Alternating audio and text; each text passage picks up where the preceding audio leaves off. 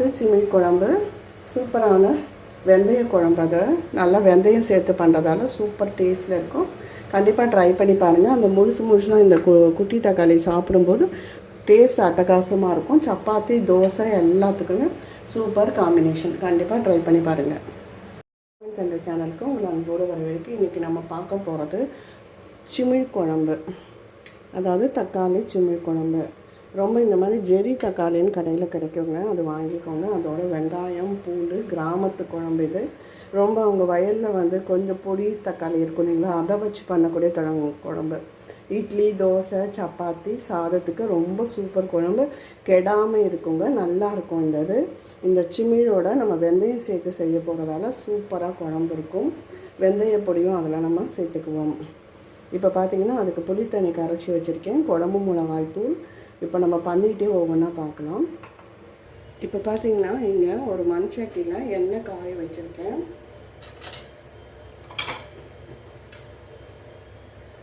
எண்ணெய் நல்லா காயட்டும், ரொம்ப டேஸ்ட்டாக இருக்குங்க. கண்டிப்பாக இதை ட்ரை பண்ணி பாருங்கள். இப்போ பார்த்திங்கன்னா இதில் கடுகு சேர்த்துருக்கேன், ஓரமாக சீரகம், வெந்தய பொடி போடுவோம், இருந்தாலும் வெந்தயம் சேர்த்துக்கலாம். நல்லா பொரிஞ்சு வரட்டும்.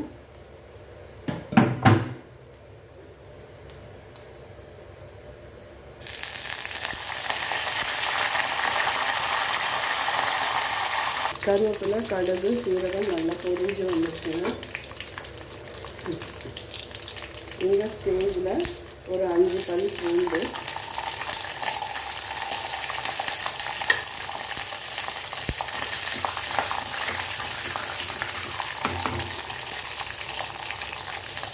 பூண்டு நல்லா வதங்கி வரைக்கும். பூண்டு லேசாக வதங்கிட்டு இருக்கும்போது சாம்பார் வெங்காயம் சேர்க்கும்போது டேஸ்ட் இருக்கும்.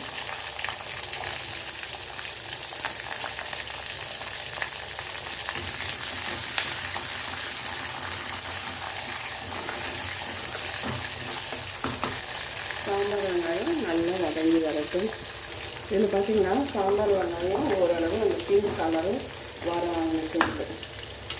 இப்போ பார்த்திங்கன்னா இதில் குழம்பு மிளகாய்த்தூள் 2 ஸ்பூன்,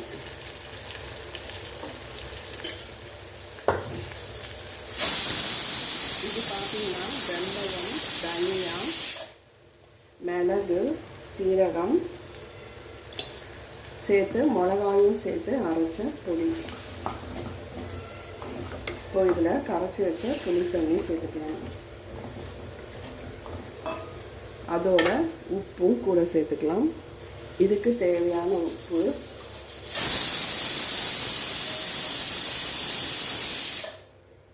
தேவையான தண்ணி விட்டு நல்லா கொதிக்க வச்சுருங்க.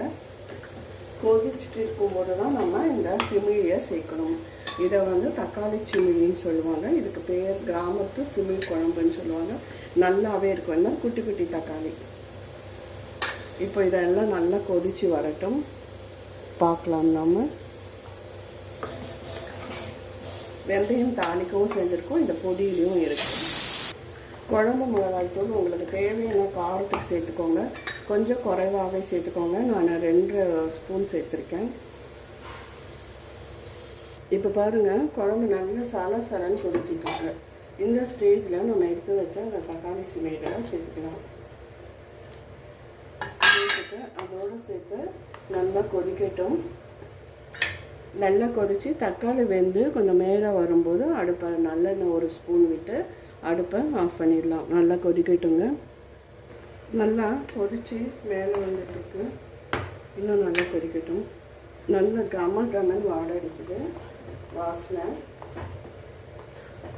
நல்லா முழுசாக காய்கறி மாதிரி இதையும் நம்ம நல்லா எடுத்து சாப்பிடலாம்.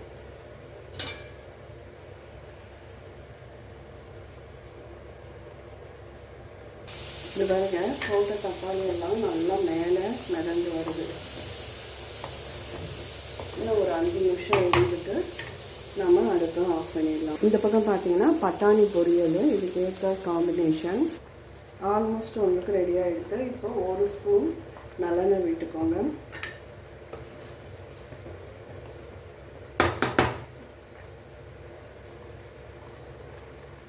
இப்போ பார்த்தீங்கன்னா அருமையாக சிமிழ் குழம்பு, கிராமத்து சிமிழ் குழம்பு ரெடி ஆகிடுது. இப்போ நம்ம அடுப்பை ஆஃப் பண்ணிடலாம். அதுலேயே ஒரு 5 நிமிஷம் அது கொதிச்சிரும். அதாவது மண்சட்டி சூட்லேயே கொதிக்கும். இப்போ அடுப்பை ஆஃப் பண்ணிக்கலாம்.